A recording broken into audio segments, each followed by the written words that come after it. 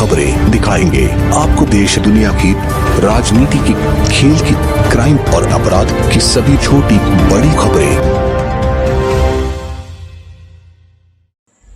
नमस्कार, बहुत स्वागत है आपका हमारे विशेष कार्यक्रम उड़ान खटोला में। आज हम इस उड़ान खटोला के माध्यम से आपको दिखा रहे हैं रीवा मुख्यालय से महज करीब 30 किलोमीटर दूर स्थित गोविंदगढ़ की प्रसिद्ध खंडों में मां कालिका मंदिर। इस मंदिर की कई चर्चित कथाएं हैं। बता दें कि खंडों के कालिका मंदिर की माता कालिका की मूर्ति की स्थापना महाराजा विश्वनाथ प्रताप सिंह द्वारा की गई थी। यह माता की मूर्ति पहले गोविंदगढ़ तालाब पर स्थित एक पीपल के पेड़ के नीचे रखी हुई थी, जिसे महाराजा विश्वनाथ द्वारा खंडों में लाकर स्थापना की गई। ऐसा मानना है कि राजा महाराजा जब भी युद्ध को जाया करते थे तो मां के दर में माथा टेक कर जाया करते थे। महाराजा विश्वनाथ के बारे में कहा जाता है कि महाराजा विश्वनाथ और माता कालिका की सीधे बात हुआ करती थी और वह माता से प्रेरणा लेकर कार्य किया करते थे। खंडों में स्थित मां कालिका देवी के प्रथम पुजारी के तौर पर दुर्मन दास बाबा रहे, जिनके बारे में लोगों का कहना है कि दुर्मन बाबा को कई प्रकार की सिद्धियां प्राप्त थी। वहीं दुर्मन बाबा के शरीर के सभी अंग अलग अलग हो जाया करते थे और माता फिर उन्हें जोड़ा करती थी। माता और दुर्मन बाबा की यह बात सुन लोगों को अतिशयोक्त होता है, लेकिन यह सच है कि माता और दुर्मन बाबा एक दूसरे से सीधे बात करते थे और उनके शरीर के सभी अंग अलग अलग होकर पुनः जुड़ जाया करते थे। एक बार की बात है, खंडों मंदिर में विशाल भंडारा हुआ, लेकिन वहां पर लाया गया तेल, डालडा व घी खत्म हो गया। तब दुर्मन बाबा मंदिर के समीप स्थित कुंड, जिसे हनुमान कुंड कहते हैं, वहां से पानी लाकर कढ़ाई में डालकर पूड़ी बनवाई थी। दुर्मन बाबा के बाद माता कालिका देवी की दूसरी पुजारिन बनने का सौभाग्य दुआईसी दाई को सन 1970 में मिला, जिन्होंने पूरी श्रद्धा व लगन से माता की सेवा की। वहीं बताया जाता है कि माता से इनका भी सीधे संवाद होता था और जब गोविंदगढ़ में अकाल व महामारी का प्रकोप था तो इन्होंने माता के आशीर्वाद से गोविंदगढ़ क्षेत्र को बचाया था। इसके बाद तीसरी पुजारी के तौर पर जमुना प्रसाद सन 1980 में बने, जिन्होंने माता की सेवा 2000 तक की। माता कालिका की सेविका पुजारिन दुआईसी देवी के नाती संजय बुढ़ोलिया को 2007 से माता की सेवा भक्ति करने का मौका मिला, जो आज भी माता की भक्ति में लीन है।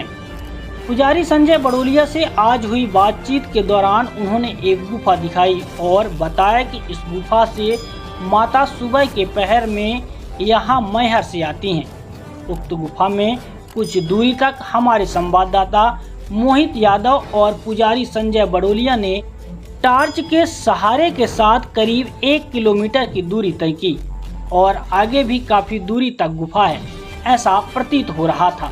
लेकिन आगे के मार्ग में गर्मी की वजह से जाने में परेशानियां होने के कारण वापस लौटना पड़ा। पुजारी जी के बताए अनुसार खंडों मंदिर में स्थित भैंसासुर कुंड से प्रातः करीब 3 से 4 बजे के बीच ओम ओम का स्वर सुनाई देता है, जिसे रोजाना सुना जा सकता है। वहीं खंडों मंदिर मोड़ के पास एक विशाल पत्थर है, जिसे नापने पर इसकी मोटाई हर बार अलग अलग आती है।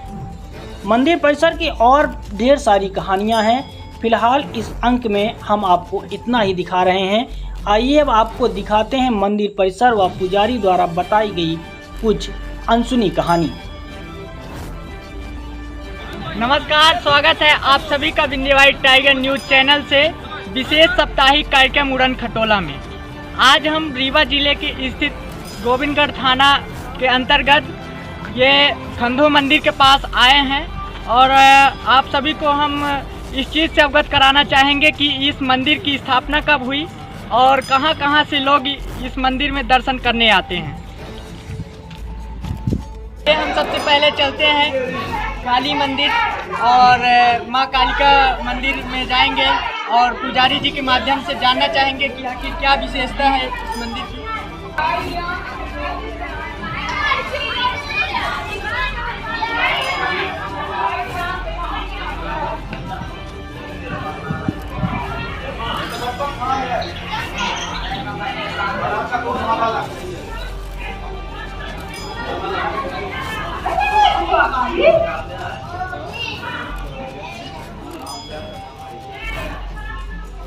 नाही टाकून है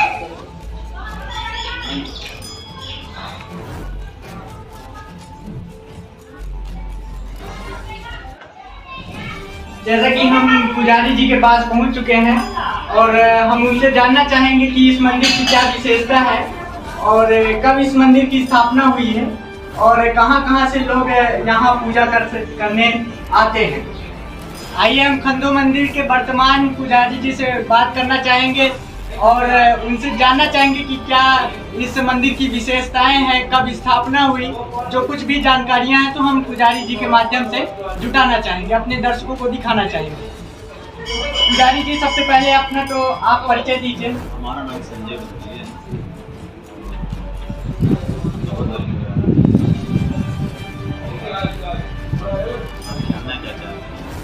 है। इस मंदिर की स्थापना कब हुई? देखिए, स्थापना के बारे में कोई जानकारी किसी को नहीं है। और मंदिर है, हमको लगता है करीबन 400-500 वर्ष से ज़्यादा ही होगा। अम्बा माता जी नाम से जाना जाता है स्थान है और माता जी है ना। और इस मंदिर की क्या विशेषताएं हैं? देखिए, मंदिर की विशेषता ये है कि यहाँ लोग दूर दूर से लोग आते हैं, अपनी मन्नतें मानते हैं और नारियल वगैरह भी बांधते हैं और मन्नत भी हो जाती है, मतलब हवा का और तो इस मंदिर में सर्वप्रथम पुजारी जी कौन थे? अब सर्वप्रथम पुजारी जी देखिए दुर्मनदास महाराज जी थे, है ना। और फिर हमारी दादी थी और फिर उसके बाद हम। तो क्या आपको पता है कहाँ से यहाँ दर्शनार्थी आते हैं? दर्शनार्थी देखिए काफ़ी दूर से आ जाते हैं दर्शनार्थी। तो आप रीवा से भी आ गया, शहडोल से भी आ गया, सतना से भी आ गया, तो सभी जिसकी मन से पूरी होती है। मंदिर के बारे में बताइए पुजारी जी कि मंदिर की क्या मान्यताएं हैं? ये मंदिर ये शक्तिपीठ धाम से और ये स्थान है दिव्य स्थान है माता जी। और बताया जैसे आपको बताया कि मन्नतें मांगते हैं लोग, अभी तो लोग आते हैं। और इस मंदिर में ये भी कहा जाता है कि शारदा देवी जो मैहर वाली हैं और हाँ, ये कालिका माता है, इनका कुछ संपर्क क्या कैसा है? देखिए है एक रास्ता है, अपने पास कुंड है, ऐसा सब कुंड के नाम से जाना जाता है। उसी स्थान पे नीचे दिया हुआ है कुंड का एक बना हुआ है कि कुंड यहाँ से रास्ता है। वो अपन गए भी हैं काफ़ी कुछ दूर तक, अंधेरा होने की वजह से वापस सभी मंदिर की कुछ चर्चित कथाएं बताइए। मंदिर की चर्चित कथाएं देखिए ऐसा है कि यहाँ स्थान जो है किसी से छुपा नहीं है, सब जानते हैं, है ना। और यह स्थान बहुत दिव्य और इस स्थान की जितनी भी चर्चा करें बहुत कम है। और ऐसा भी कुछ बताया जाता है कि इस यहाँ पर एक बार भंडारा किया गया था, उस समय तेल की कमी आ गई थी। तेल की कमी आ गई थी, तो महाराज जी थे, दुर्मनदास जी महाराज जी थे, तो उन्होंने जो है कुंड से निकाल के पानी तो बोले कि इसी बना लीजिए। तो उसमें घी समझ तो घी ही चलता था, घी निकला था और घी की बात ये देखिए। तो एक चर्चित कथा और है पुजारी जी, हमने सुना है दूसरों के माध्यम से कि यहाँ पर खंडो माता को, काली माता को पीर हरैया भी कहा जाता है। हाँ, माता जी को पीर हरैया भी कहा। ये कैसी पीर हरैया की क्या कहानी है, कुछ बताएं। देखिए ज़्यादा तो हमको जानकारी नहीं कि पीर हरैया का मतलब क्या है। हाँ, ये जानते हैं कि माता जी जिसकी पीड़ा भी हरती हैं वो लोग यहाँ पहुँचते हैं, है ना, इसलिए पीर हरैया भी। यहाँ पर किन प्रमुख देवताओं का मंदिर बना हुआ ये होगा? माता जी का मंदिर बना हुआ है, बजरंगबली का मंदिर बना हुआ है, राधे कृष्ण भगवान का मंदिर बना हुआ है और बहुत सारे जो है मंदिर, छोटे छोटे मंदिर हैं, करीबन 20-25 के आसपास हैं। शिव जी के भी बने। और पुजारी जी आपके लिए कुछ शासन प्रशासन से कुछ मदद मिलती होगी? नहीं, देखिए अभी तक तो कुछ नहीं मिला। अभी तक तो कुछ नहीं मिला। अगर आप लोग चाहेंगे तो मिल सकता है, क्योंकि मंदिर में अपन के पास कुछ है नहीं, मंदिर भर तो है। जो भक्त लोग थोड़ा बहुत चढ़ा दिए, उसी में से प्रसाद हो गया, उसी में से थोड़ा बहुत व्यवस्था बनती रहती है, तो ऐसे चलता है। मंदिर परिसर में विशेष भीड़ कब रहती होगी? कुछ मेला वगैरह लगता है? नवरात्रि में थोड़ा बहुत भीड़ रहती है मान लीजिए, और खिचड़ी का मेला लगता है तब भीड़ होती है। तो यहाँ में थोड़े बहुत लोग आते ही रहते हैं। जैसे आप देखिए मुंडन संस्कार चलता रहता है। आइए अब हम खंडो मंदिर का परिसर क्षेत्र दिखाना चाहेंगे और कितनी मंदिर बनी है उन सबको हम दिखाना चाहेंगे। सामने मोहित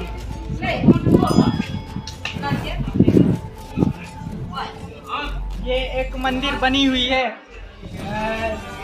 माँ अम्बे की मंदिर मूर्ति है इसमें। और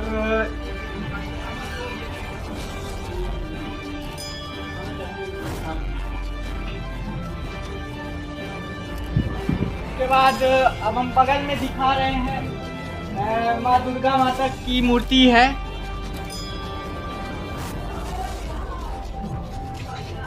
हम दाईं ओर चलना चाहेंगे और देखना चाहेंगे कि इसमें तो फिलहाल अभी कुछ समझ में नहीं आ रहा।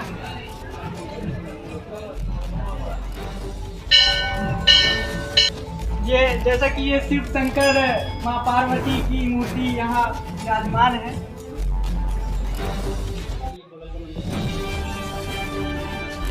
आइए बगल की मंदिर दिखाता हूँ मैं। ये फूलमती मंदिर बनी हुई है और इसमें माँ फूलमती की मूर्तियाँ हैं। इसके बाद आइए हम बगल में चलते हैं।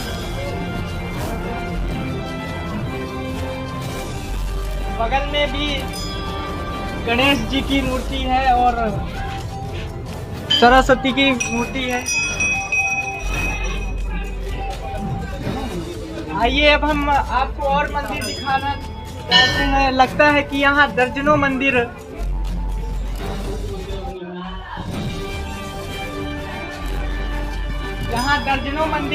निर्मित हैं और कई मूर्तियाँ भी यहाँ विराजमान हैं।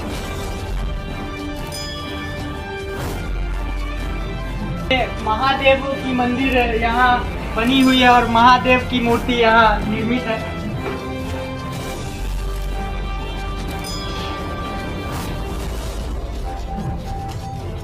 ये विष्णु भगवान की मूर्ति है और अभी तो हम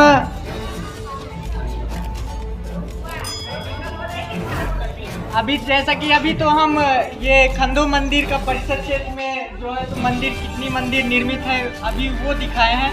और बगल में भी हम चलते हैं कितनी मंदिर और बनी है और बगल में कुछ कुंड निर्मित है। ये सब हम दिखाना चाहेंगे आपको। आइए हम दिखाते हैं।